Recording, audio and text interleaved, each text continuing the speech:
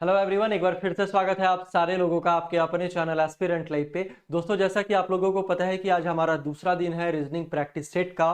और आप लोगों ने थंबनेल में भी देखा है बिहार सिविल कोर्ट रीजनिंग और रीजनिंग का काला जादू। अब ये जादू कैसा होगा भाई, साथ में पीडीएफ भी मैं बताऊंगा कहाँ से आपको डाउनलोड करना है। और दूसरा, ऑल प्रीवियस ईयर क्वेश्चंस के बारे में भी बात करेंगे।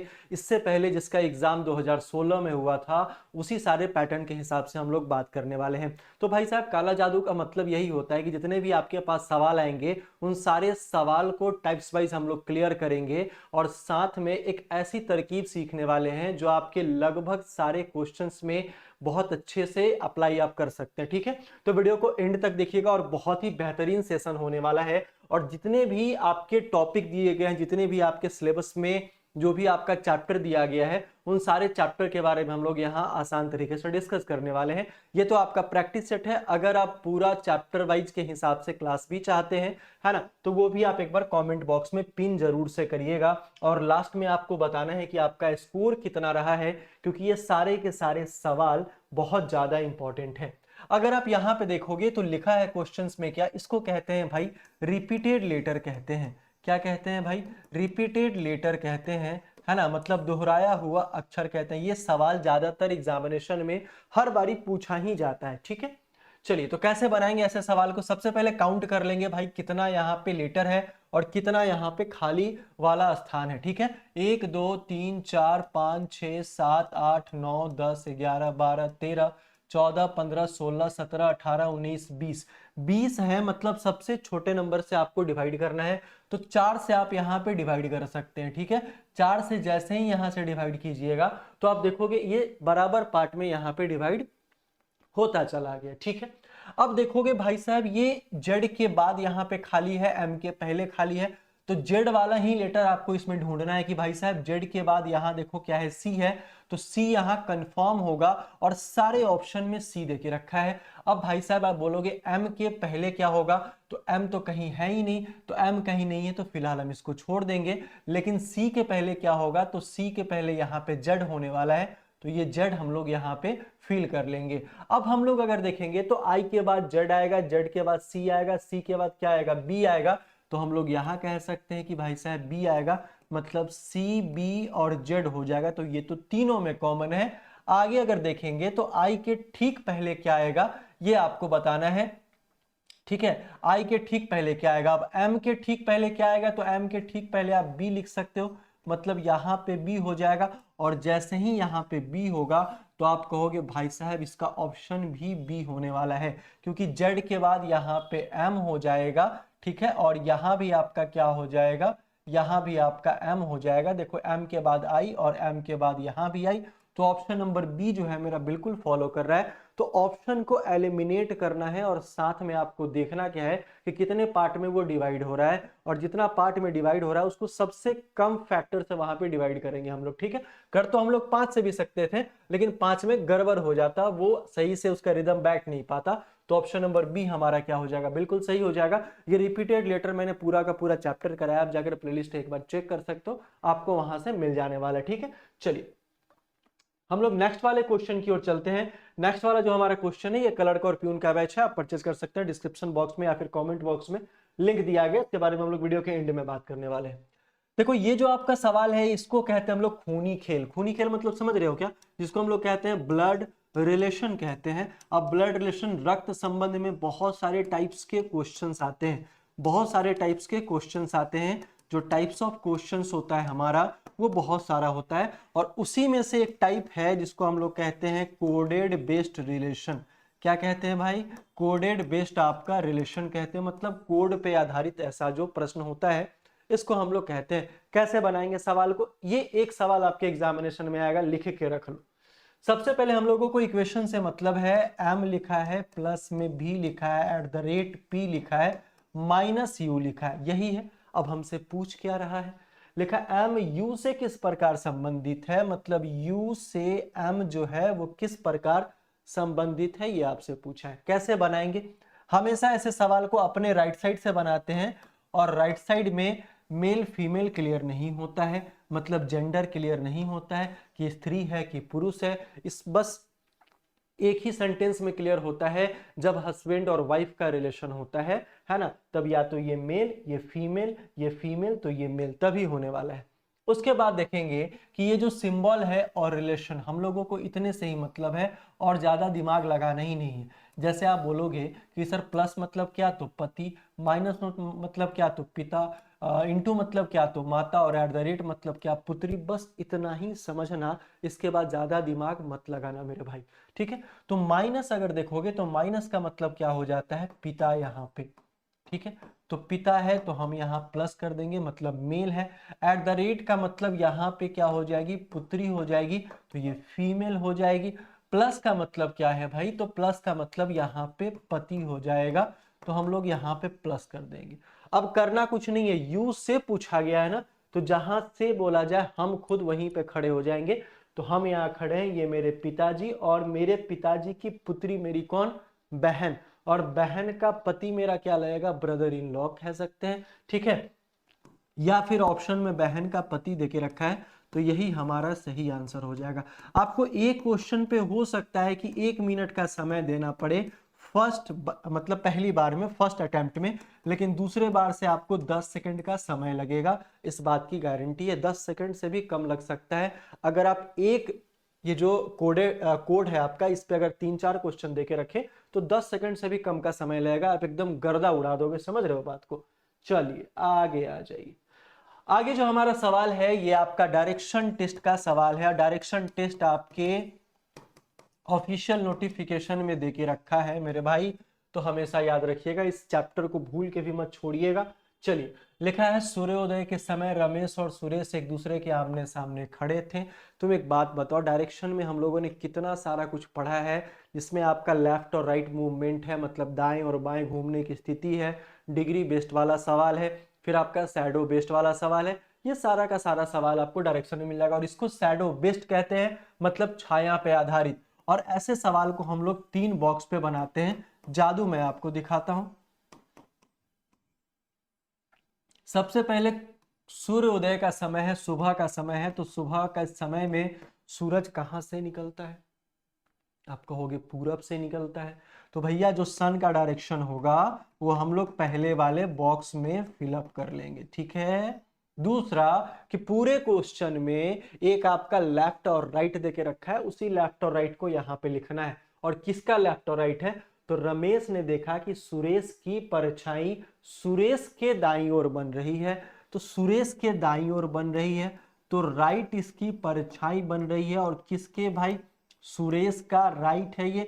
अब तुम एक बात बताओ कि ईस्ट का राइट क्या होगा, तो बोलोगे सर ईस्ट यहाँ है और इसका राइट यहाँ पे साउथ होगा। क्या होगा, साउथ होगा, तो हम लोग कह सकते हैं ये साउथ होगा। तो साउथ किसका फेस होगा भाई साहब, साउथ होगा आपका सुरेश का फेस होगा। और नॉर्थ किसका फेस होगा, तो नॉर्थ आपके रमेश का फेस होगा। इतना का ही अंतर है, कोई ग्राफ नहीं खींचना है, किसी तरीके के बात के किसी के बात के बहकावे में नहीं आना है, कोई बकवास नहीं करना। 3 बॉक्स है। पहला बॉक्स जो सन का डायरेक्शन होता है, लेफ्ट और राइट किसका हो रहा है, और जिसका लेफ्ट और राइट होगा उसी का फेस यहाँ पे निकलेगा, और दूसरा वाला तो इसके अपोजिट ही होगा। तो आंसर हमारा क्या हो जाएगा भाई, क्या हो जाएगा, उत्तर हो जाएगा। रमेश का पूछा है उत्तर, सुरेश का पूछता तो दक्षिण हो जाता। आगे आ जाइए। आगे जैसे ही आएंगे तो ये सवाल से हमारा मुलाकात होता है भाई साहब। ये सवाल बोला है कि 6 छात्र एक वृत्ताकार मेज के चारों ओर केंद्र के और सम्मुख होके बैठे हैं। तो 6 छात्र हैं। अब जैसे ही 6 छात्र हो जाएंगे तो यहाँ पे ध्यान देना, लिखा है ई जो है, ए जो है ई और डी दोनों के निकटतम पड़ोसी है। मतलब ए जो है वो ई और डी का निकटतम पड़ोसी है। अब ई और डी तो दोनों साइड बैठ सकता है, आप कहीं से भी बिठाओगे बात बराबर होगा, कोई दिक्कत नहीं होगा। लिखा है ई जो है वो सी के दाएं तीसरे स्थान पे है। अब ई जो है वो सी के दाएं तीसरे स्थान पे है, ठीक है। तो भाई अगर ई यहां होगा तो सी यहां होगा, अगर ई यहां होगा तो सी यहां होगा। आगे चलते हैं। डी एफ के बाएं तीसरे स्थान पे बैठा है। डी जो है वो एफ के बाएं तीसरे स्थान पे बैठा है।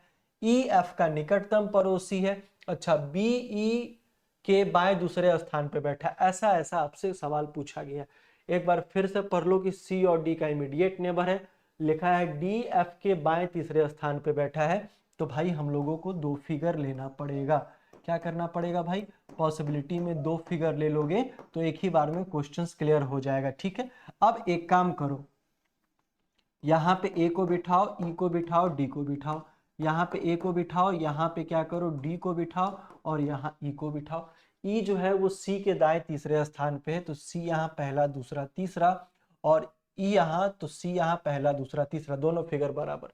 अब डी जो है वो एफ के बाएं तीसरे स्थान पे है, तो एफ के बाएं तो एफ यहाँ तो पहला दूसरा तीसरा, और यहाँ आपका डी है तो यहाँ एफ हो जाएगा पहला दूसरा तीसरा। ठीक है, आगे ई एफ का निकटतम पड़ोसी है, तो ई एफ का तो निकटतम पड़ोसी यहाँ भी, ई एफ का निकटतम पड़ोसी यहाँ भी है। आगे लिखा है बी जो है वो ई के बाएं दूसरे स्थान पे बैठा है, तो भाई साहब ई के बाएं दूसरे स्थान पे तो बी यहीं पे बैठ सकता है, यहाँ पे तो डी ऑलरेडी बैठा है, तो ये वाला फिगर गलत हो गया। आगे बोला सी का निकटतम बाएं कौन बैठा है भाई, तो सी के निकटतम बाएं में आपका डी बैठा है।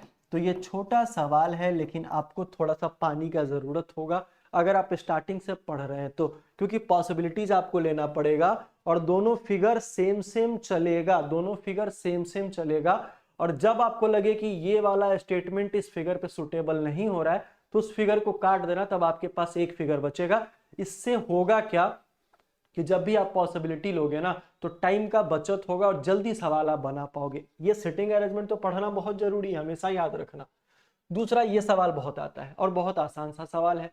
लिखा है क्या भाई, इसको अकॉर्डिंग टू डिक्शनरी के हिसाब से अरेंज करना है, तो इसको ऑप्शन के हिसाब से बनाओ। कैसे बनाओगे ऑप्शन के हिसाब से, जरा सा ध्यान देना। लिखा है 3 1 5 2 3। अब यहाँ देखो, या तो 3 आएगा पहले या तो 2 आएगा, या तो 3 आएगा या तो पहले 2 आएगा। तो भाई 3 और 2 में लड़ाई करा दो, SERI तो पहले तो 2 नंबर वाला आएगा, और जैसे ही 2 नंबर वाला आएगा तो 3 नंबर वाला कट जाएगा। अब 2 तो पहले आ गया, लेकिन 1 और 3 पहले कौन आएगा भाई, तो SERB तो पहले 1 वाला आएगा। ये वाला ऑप्शन चला गया, तो आंसर हमारा ये हो गया। विद इन सेकेंड, 1 से 2 या 3 सेकंड में आप इस क्वेश्चन का आंसर कर सकते हो विदाउट पेन पेपर। आगे आ जाइए। ये सवाल देखने के बाद आपको लगेगा कि भाई साहब ये सवाल बहुत ही आसान है, लेकिन ऐसा है नहीं। मैं आपको बताता हूं, एक निश्चित कूट भाषा में कार्ड को ये लिखा गया और उसी कूट भाषा में डॉग्स को ये लिखा गया, तो भाई साहब आपको बताना है सिर्फ और सिर्फ डी का कोड क्या होगा। मतलब एक लेटर का कोड पूछ रहा है, ना कि वर्ड का कोड आपसे पूछ रहा है। ठीक है, तो करना क्या पड़ेगा, यहाँ पे देखना पड़ेगा डी का कोड क्या होगा। तो दोनों जो वर्ड्स है, इस दोनों वर्ड्स में हमको देखना पड़ेगा, डी तो कॉमन है। अब दोनों में कोई एक ऐसा नंबर होगा जो कॉमन होगा। देखो 3 यहाँ 3 यहाँ, तो इसका जो कोड हो जाएगा वो 3 हो जाएगा। बहुत आसान सा सवाल है। इस टाइप्स को कहते हैं कोडेड इनफिक्सियस लैंग्वेज। एसएससी सीजीएल वगैरह में बहुत सारा इससे सवाल पूछा जाता है, बिहार सिविल कोर्ट में भी पूछा जाएगा। ये एनालॉजी का सवाल है। 7 से 18, 10 से 24। तुम एक बात बताओ, 7 को 2 से गुना करोगे 14 होगा, 4 जोड़ोगे तो 28 होगा, सॉरी 18 होगा भाई 18 होगा। ठीक है, 10 को 2 से गुणा करोगे ये 20 होगा, प्लस में 4 करोगे तो 24 होगा। भाई साहब अब ये 30 कैसे लाया है, तो 13 को 2 से गुणा करो, 13 दूनी 26 प्लस 4 आपका 30, तो आंसर हमारा क्या हो जाएगा, 13 हो जाएगा। बोलो हाँ या ना, समझ में आया कि नहीं है। सवाल देखो, सवाल कितना बेहतरीन सवाल है और किस तरीके से आपको दिमाग लगाना है। आगे सिलोजिज्म वाले पे आ जाते हैं। कुछ सियान मैजेंटा है, कुछ जो सियान है वो क्या है, मैजेंटा है। चलो, सभी पीले क्या है, सियान है, तो सभी जो पीला है वो सियान है। तो भैया कुछ मैजेंटा जो है वो पीला है क्या, सही है। कुछ सियान पीला है क्या, नहीं भाई, सियान तो यहाँ, पीला यहाँ दूसरा वाला, गलत। तो केवल एक निष्कर्ष अनुसरण कर रहा है, मतलब पहला निष्कर्ष आपका अनुसरण कर रहा है, जो फिगर में दिखेगा वही बिकेगा और वही सही होगा, है ना। बातें समझ में आ रही है। आगे आ जाइए। आगे जो सवाल है बहुत बेहतरीन सवाल है। लिखा है 60, 30, 120, 15 और 240। आपको बताना है। देखो ऑल्टरनेट जाएंगे, 6 दूना 12, 12 दूनी 24। अच्छा, अब तुम बोलोगे कि सर ये कैसे हो जाएगा, 15 को 2 से गुणा कर रहा है, इधर भी 2 से इधर भी 2 से, तो इसका करेगा तो 15 का हाफ होगा, मतलब 15/2 होगा। कह सकते हैं एक तरफ से इंक्रीजिंग ऑर्डर में 2 का गुणा कर रहा है और एक तरफ से डिक्रीजिंग ऑर्डर, मतलब उधर से डिवाइड करते आ रहा है, ऐसा भी हम लोग कह सकते हैं। तो कोई इशू है नहीं, इस तरीके का सवाल आप बना सकते हो चुटकियों में। आगे आ जाइए। आगे क्या सवाल लिखा है कि सूजा, है ना, सूजा उत्तर की ओर 5 किलोमीटर चली है। तो भाई साहब नॉर्थ की ओर 5 चलेगी, फिर नॉर्थ से दाएं मुड़ेगी तो 9 चलेगी, फिर नॉर्थ की ओर 5 चलेगी, फिर पश्चिम की ओर 5 चलेगी, फिर अंत में दक्षिण की ओर 10 चलेगी। तो आपको बताना है प्रारंभिक बिंदु से कितनी दूर आपको बताना है। तो मैंने जो ये फॉर्मूला लगाया है बिना ग्राफ का, इसमें डायरेक्शन भी आपको पता चलेगा और डिस्टेंस भी आपको पता चलेगा। तो नॉर्थ 5 साउथ 10 खत्म हो जाएगा। ईस्ट और वेस्ट का मैटर है, तो ईस्ट और वेस्ट का मैटर है, दोनों को माइनस करेंगे सेम रहेगा तो जोड़ेंगे, अपोजिट में माइनस करते हैं। ईस्ट का वैल्यू ज्यादा और वो भी 4 मीटर। अगर हमसे डिस्टेंस ये डायरेक्शन पूछा जाता तो ईस्ट होता, है ना, प्रारंभिक बिंदु से, और फिर हमारा डिस्टेंस पूछा गया है तो 4 होगा। आसानी से बना सकते हैं इतना बड़ा बड़ा सवाल। आगे आ जाइए, आगे सवाल पे चलते हैं। बहुत ही बेहतरीन एकदम शानदार सा सवाल है। लिखा है 8 मित्र हैं और एक वर्गाकार मेज के चारों ओर इस प्रकार बैठे हैं कि सभी मेज के केंद्र के सम्मुख है, ऐसा लिखा गया है। तो भाई एक बात बताओ, 8 मित्र हैं और भुजा में भी बैठेंगे बीच में, और सबका फेस क्या होगा, इनसाइड होने वाला है। चलिए मैंने तो तैयार कर लिया। लिखा है एल भुजा के बीच में बैठा हुआ है। तो मान लो भाई साहब एल यहाँ बैठा हुआ है। लिखा है पी एम के बाएं दूसरे स्थान पे है, क्यू के ठीक दाएं भुजा के मध्य में बैठा हुआ है। क्यू के ठीक दाएं, अब भाई साहब के यहाँ बिठाओगे तो क्यू यहाँ बैठेगा, ठीक दाएं भुजा के मध्य में बैठा हुआ है। लिखा है पी एल के साथ नहीं बैठा हुआ है, एम जे के ठीक दाएं बैठा हुआ है। दो मित्र एम और एस के बीच में बैठे हुए हैं। आगे लिखा है आर जे के बाएं दूसरे स्थान पे है, एस एल के ठीक बाएं बैठा, एस जो है वो एल के ठीक बाएं बैठा है तो एस यहाँ बैठेगा। और भाई साहब एम और एस के बीच में 2 लोग बैठे हैं, 2 लोग गैप करके एम यहाँ, 2 लोग गैप करके एम यहाँ, दोनों जगह तो एम बैठ ही सकते हैं। अब जरा ध्यान देना कि जो है वो एल के बाएं तीसरे स्थान पे बैठा है। तो भाई साहब सही तो है, 1 2 3 के तो यहाँ बैठा है, तो लास्ट में बताया है। ठीक है, आगे आ जाइए। P जो है वो M के बाएं दूसरे स्थान पे है, तो M के बाएं दूसरे स्थान पे है कौन, P यहाँ पे बैठेगा। तो भाई साहब जब M बैठेगा तो P के दाहिना हो जाएगा, ये तो ऑलरेडी बैठा हुआ है, तो यहाँ P आपका P के बाएं दूसरे स्थान पे M बैठा हुआ है। Q के ठीक दाएं भुजा के मध्य में ये भी हो चुका है, P L के साथ नहीं बैठा है, ये नहीं बैठा है। उसके बाद आगे देख लो, आगे कुछ और छूटा है क्या, आगे कुछ और छूटा है क्या, नहीं छूटा है।